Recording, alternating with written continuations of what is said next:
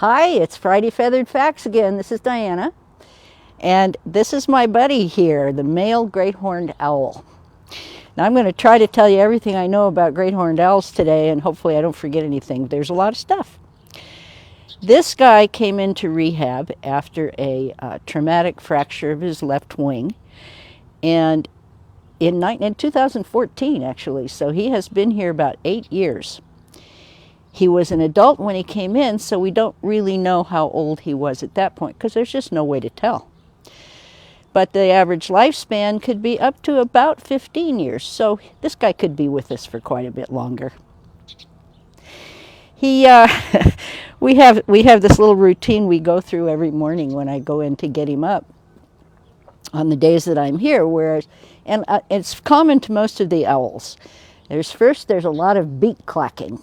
Clack, clack, clack. That's a warning. And then there's hiss, hiss, hiss. And then when I offer the glove for him to step up on, he has to bite it. Now, when they're really serious about being intimidating, they lower their head, they arch their wings, they fluff all up and get as big as they can and hiss. And I got to tell you, it really is intimidating when they do that. These guys are big. I've had people ask me how much he weighs. Well, he's about 4 pounds, but birds always look heavier than they actually are because feathers don't weigh anything, and they have hollow bones, of course. So, 4 pounds is on your hand for a while, gets a little heavy, but he's not that big. He is the second largest owl, the biggest being the great gray, but that's visual bigness. When you take all their feathers off, great gray is all feathers. This guy is bigger in the nude. So, is he the biggest owl in North America? Well, I think so.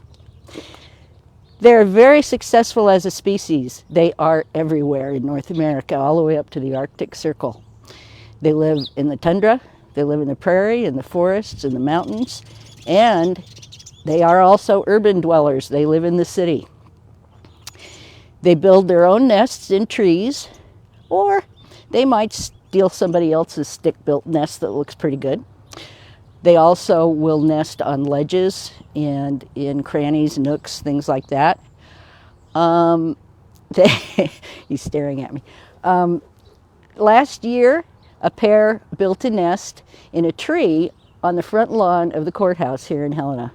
So a lot of people enjoyed watching them raise their brood. They lay between 1 and 4 eggs, so that's a manageable size. Male and female are monogamous, and they parent the youngsters together. I think that's pretty cool. Let's see. He is here because after his treatment for his fractured wing, it healed nicely, but he still had limited range of motion. So it was determined that he couldn't fly well enough to hunt, which is a criteria for release. So he's been here with us, and he's one of our better known ambassador birds because he goes on presentations and things like that.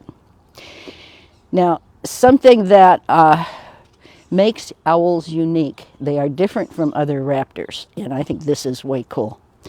First of all, we get the questions about how far they can turn their head. Well, it's not true that they turn their head all the way around. It's 270 degrees. So if I am looking at you and I turn my head around and look at him, that would be about 270. Wouldn't that be weird to see? The reason for that, we have 7 vertebrae in our neck. They have 14. They have developed more vertebrae because they can't move their eyes in the head like we can. We can move our eyes back and forth. Well, their eyeballs are not round like ours. They're shaped like a cone. And they're very big. They take up most of the space in their skull. So they can't move them back and forth, so they evolved to move their heads instead. They have phenomenal eyesight. They hunt by vision and hearing. Now those feather tufts on top of his head are not ears. They're called great horns. But actually, they're just feather tufts, and they're there to break up the roundness of the head, so it's thought that that's part of their camouflage. Their ears, actually, are tiny slits in the skin under the feathers on either side of the facial disc. You can't see them. And you know how our ears are pretty level. Well, theirs are not. One is higher than the other, so they can better triangulate sound. Hearing is amazing, and this guy in the wild could hear a mouse's heartbeat under 3 feet of snow. Awesome, huh? Yeah. So then we have another thing that makes owls different from other raptors is they have absolutely silent flight. That's because on their wings, the edges of the wings are microscopically serrated so that the wind passes over them absolutely silently.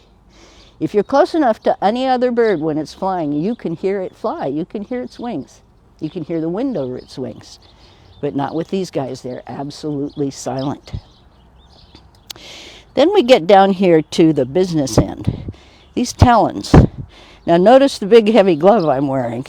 That's because these talons are extremely sharp and they are capable of up to 200 pounds pressure, which is enough to break bones.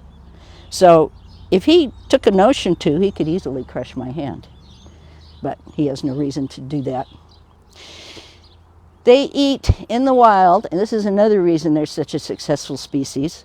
They are carnivores. They like their meat, but they will eat just about anything they can catch, including insects, large insects, frogs, snakes, rodents, of course. But their favorite, since they are nocturnal birds, their favorite are nocturnal animals, the skunk. Now think about this. First of all, raptors don't have much of a sense of smell, except for the turkey vulture. They hunt by smell, but the rest of them, nah, they can't smell much. Besides, if he is sitting on a branch in the forest, he can hear that skunk coming a long ways away, even as quiet as a skunk is. And then he'll watch it approach, and then he will silently soar down off that tree branch and nail that skunk with these incredible talons, and the skunk's a goner before it even knows it. So they're very efficient hunters. They will take out porcupines, fawns. They often go after prey that's larger than they are because, you know, why not? Maybe it'll work, maybe not, but it's worth a try. Domestic house cats, small dogs. So watch your pets when they're outside wherever you live, because these guys, again, are everywhere. And in case of a food shortage, they might even go for carrion, so you might see them on a roadkill if there's no other sources, but they prefer their meat fresh. So let's see, what have I left out? Hopefully I've got it covered for the most part. Please put questions, comments, suggestions in the boxes again. And this beautiful guy enjoys visiting with you. Thanks for checking in, guys.